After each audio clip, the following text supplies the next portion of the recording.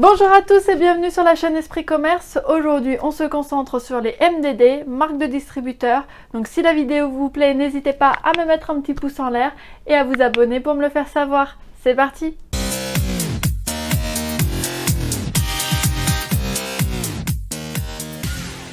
Une MDD, c'est une marque de distributeur. Donc elle est conçue et commercialisée par une enseigne de distribution, type Carrefour, Auchan, Leclerc et compagnie. A contrario, une marque nationale est quant à elle détenue par un industriel. La marque de distributeur est très souvent une imitation de ce que font les marques nationales. On distingue plusieurs catégories de MDD. On a la MDD cœur de gamme, donc très généralement c'est le meilleur rapport qualité-prix.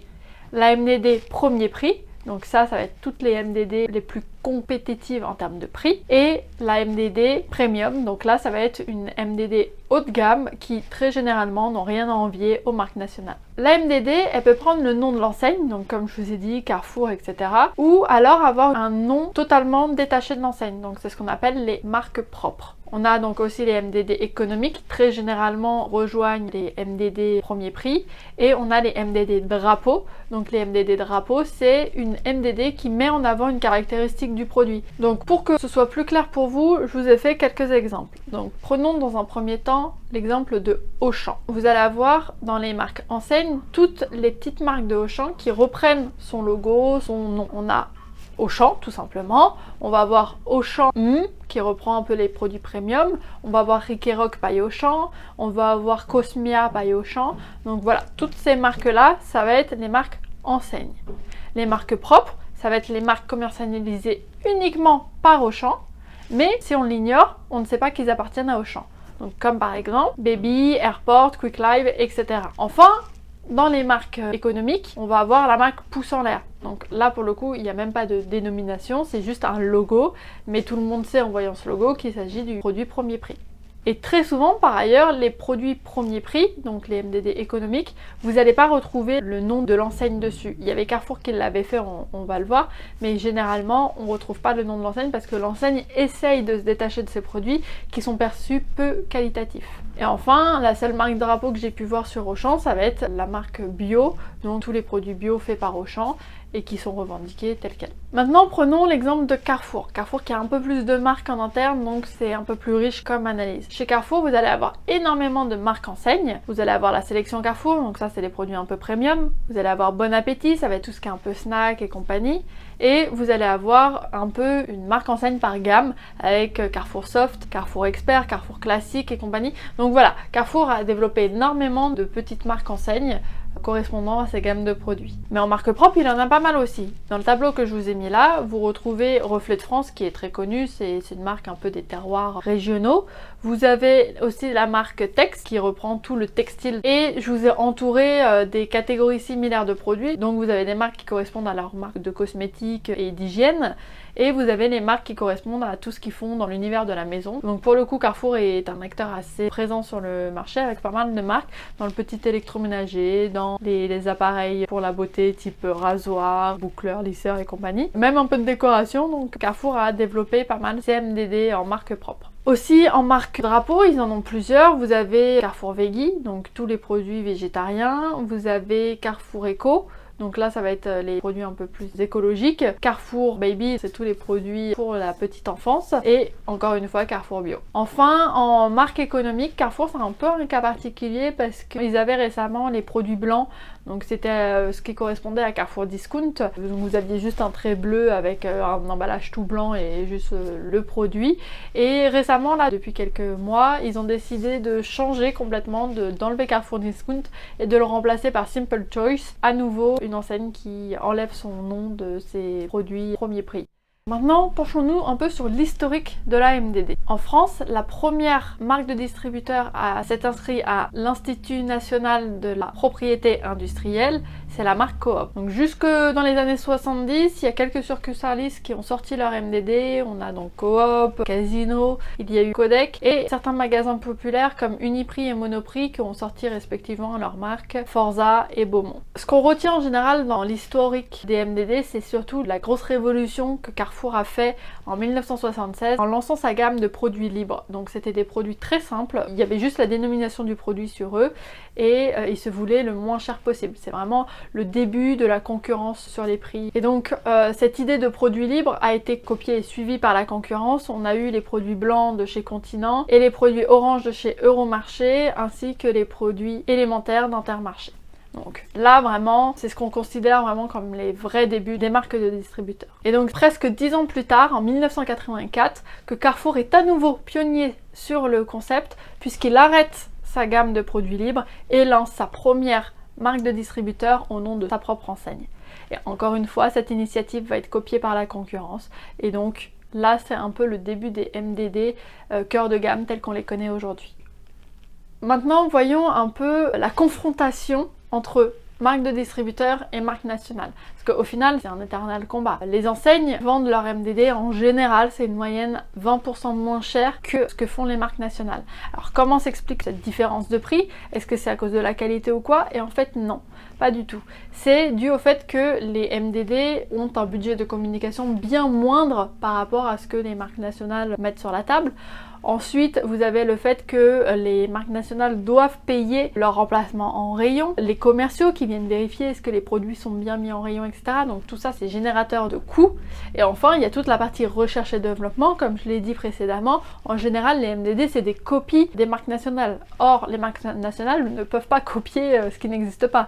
Donc, elles doivent mettre en place les recettes, les nouveaux produits, les innovations, et tout ça, ça coûte de l'argent. En France, pour vous faire une idée, la part des MDD dans les volumes de vente, elle est de 30% et en valeur c'est de 42%. Donc vraiment les MDD ont une place à part entière en rayon. Maintenant, pour bien comprendre ça, je vous ai créé un exemple. J'ai pris le rayon camembert qui était en mars 2021 sur le site de Leclerc et j'ai regardé un peu tous les produits, leurs caractéristiques, etc. pour comprendre les différences de prix et voir si effectivement il y a une vraie différence du prix au kilo entre les différents produits. Je vous ai mis des petits codes couleurs en place. En rouge, c'est tous les produits qui correspondent aux marques Leclerc. Donc vous avez les MDD enseignes et la marque propre. Donc ça représente 6 produits sur les 16 au total, donc 38% de l'offre. Donc là effectivement, il y a un vrai marché. Là, tels que vous les voyez, ils sont classés au prix croissant par kilo. Ceux qui sont encadrés en bleu, on va les retirer de la liste puisque c'est des produits qui ont un format un peu particulier. Le premier a une taille bien moindre puisqu'en général c'est 250 grammes, celui-là fait 145 grammes. Et le second est proposé en portions individuelles. Donc ces formats un peu particuliers peuvent justifier une différence de prix, donc on les met de côté. Ensuite, encadré en vert, vous avez tous les produits qui sont bio. Donc pareil, le bio, il est normal que ce soit un petit peu plus cher puisque les ingrédients coûtent plus cher que le reste des produits. Mais on peut quand même faire une petite comparaison entre le bio Leclerc et les bio proposés par les marques. Comme vous le voyez, le produit Leclerc est moins cher que celui des autres marques. Et l'écart des deux marques nationales s'explique par le fait qu'il y en ait un qui soit au lait pasteurisé et l'autre au lait cru. Donc pour le bio, rien de particulier à signaler, c'est ce à quoi on s'attendait. Et donc justement les produits au lait cru sont encadrés en jaune. Le lait cru c'est une technique un peu plus chère que le lait pasteurisé.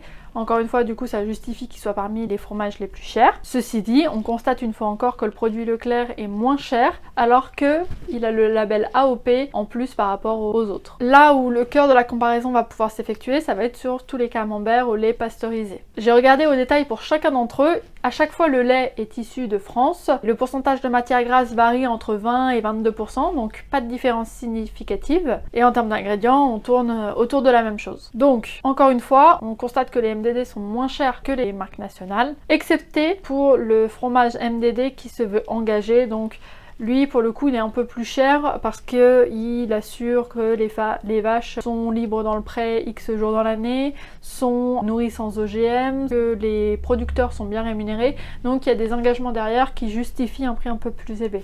Ceci dit, il reste quand même moins cher que certaines marques nationales. Si on regarde les deux extrêmes, le moins cher et le plus cher des fromages présentant les mêmes caractéristiques, on est à 1,17€ le moins cher, 1,92€ le plus cher, ce qui représente quand même une différence de 61% au niveau du prix, alors que c'est le même produit. Donc là, effectivement, vous payez ce que je vous ai dit plus tôt, la communication. Alors recherche et développement, je pense pas, parce que le camembert, c'est bon, c'est un produit qui existe depuis de nombreuses années. Donc la communication et les coûts commerciaux que doivent mettre en place la marque pour être présent dans le rayon. C'est un état des lieux assez objectif que je vous ai fait. Maintenant, qu'est-ce que pensent les consommateurs vis-à-vis des MDD? Et donc pour le savoir, je me suis concentrée sur une étude qui a été réalisée par le centre d'études YouGov en 2020 et qui relève dans un premier temps que seuls 24% des Français connaissent la définition du terme MDD, marque de distributeur. Donc au moins, pour bon nombre d'entre vous aujourd'hui, je vous aurais peut-être appris quelque chose. Ensuite, 86% des répondants admettent acheter régulièrement des produits de marque de distributeur. Et d'ailleurs, on peut classer les produits qui sont le plus consommés en termes de marque de distributeur. En premier lieu, ça va être tout ce qui est produits laitiers. Ensuite, ça va être tout ce qui est entretien. Ensuite, l'épicerie salée. Et enfin, l'épicerie sucrée. Les rayons les moins concernés par les ventes de MDD, ça va être l'alcool et les boissons sans alcool. Toujours d'après cette étude, on a 68% des Français qui trouvent que les MDD sont des produits de bonne qualité. 73% des répondants trouvent que ce sont des produits qui sont peu chers. Ceci dit, ils sont 22% à penser que les marques de distributeurs n'inspirent pas confiance. Donc, les marques de distributeurs sont là, prennent de plus en plus de place en rayon. Effectivement, il y a de plus en plus d'intérêt pour les enseignes à les développer parce que c'est de la marge directement pour elles. Mais ceci dit, soit les campagnes de marques nationales sont très bien faites puisque encore beaucoup de personnes pensent que les marques de distributeurs sont moins qualitatives que les marques nationales. Et parfois ça se vérifie d'ailleurs, mais parfois non. Il y a d'ailleurs eu plein de reportages faits sur la question avec des tests à l'aveugle entre un produit marque nationale et un produit marque de distributeur. Et bien souvent la personne n'est pas en mesure de distinguer le produit. Après, encore une fois, ça dépend dans quelle catégorie de produit. Je pense que les adeptes du Nutella vont totalement reconnaître s'il ne s'agit pas de Nutella. Les adeptes de Coca-Cola vont reconnaître si ce n'est pas du vrai Coca-Cola. Après, ça peut être un test amusant à faire chez vous, de tester à l'aveugle, voir si vous reconnaissez ou pas les marques nationales des marques de distributeurs. Donc vous, comment est-ce que vous les consommez les MDD? Personnellement, j'ai quelques marques phares que j'achèterais malgré tout, mais je me dirige bien souvent vers de la MDD. Mais effectivement, j'ai ce truc de la MDD premier prix, cet aspect peu qualitatif, alors que ça se trouve c'est même pas justifié. Et pour le coup, la MDD Premium, qui souvent en termes de prix n'est plus très compétitive, je me dis quitte à acheter le même prix, autant prendre la marque. Donc voilà, peut-être que c'est ridicule aussi. Donc dites-moi en commentaire, vous, comment vous sentez concerné par rapport à ce sujet-là. Merci de m'avoir suivi aujourd'hui encore et je vous dis à bientôt.